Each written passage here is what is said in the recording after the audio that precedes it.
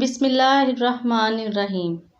حضور صلی اللہ علیہ وآلہ وسلم نے فرمایا، اے علی تو میرا بھائی اور وارث ہے۔ حضور صلی اللہ علیہ وآلہ وسلم نے اعلان نبوت کے 3 برس بعد تک خفیہ طور پر اسلام کی تبلیغ جاری رکھی۔ اس عرصہ میں کئی لوگ دائرہ اسلام میں داخل ہوئے۔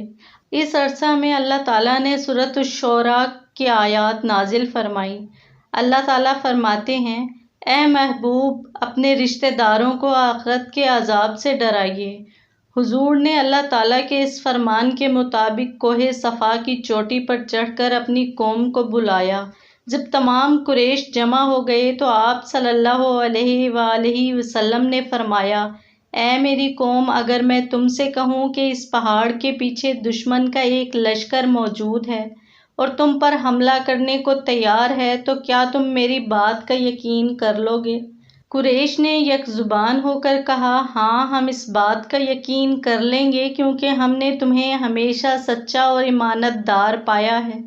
حضور صلی اللہ علیہ وآلہ وسلم نے فرمایا، تو پھر میں تمہیں اللہ تعالیٰ کے عذاب سے ڈراتا ہوں اور دعوت حق دیتا ہوں، اگر تم لوگ ایمان لے آئے تو فلاح پاؤ گے اور اگر ایمان نہ لائے تو عذاب خداوندی تم پر نازل ہوگا۔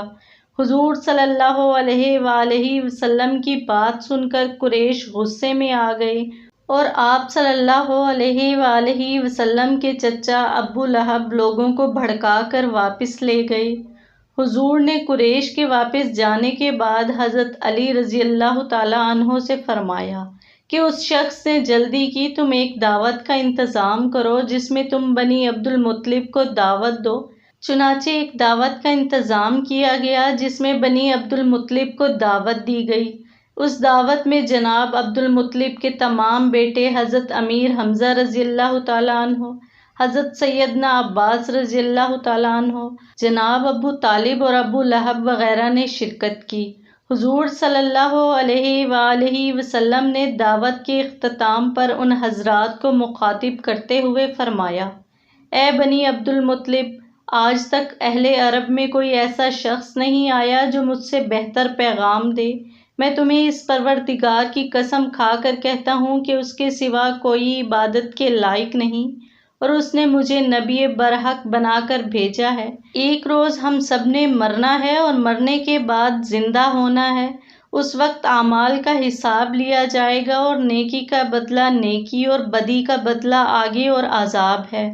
اے بنی عبد المطلب، تم جانتے ہو کہ میں کمزور ہوں اور مجھے تمہارے تعاون کی ضرورت ہے، بس جو میری مدد کے لیے کھڑا ہوگا وہ میرا بھائی ہوگا۔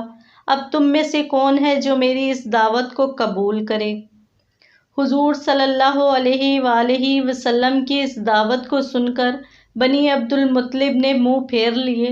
حضرت علی رضی اللہ تعالیٰ عنہ کھڑے ہوئے اور بلا خوف و خطر گویا ہوئے، یا رسول اللہ صلی اللہ علیہ وآلہ وسلم، بے شک میں عمر میں اس وقت چھوٹا ہوں، کمزور ہوں، مگر میں آپ کی مدد کروں گا اور جو بھی آپ سے جنگ کرے گا میں اس سے جنگ کروں گا۔ حضرت علی رضی اللہ تعالیٰ عنہ کی اس بات کے جواب میں حضور صلی اللہ علیہ وآلہ وسلم نے فرمایا، اے علی تو میرا بھائی اور وارث ہے۔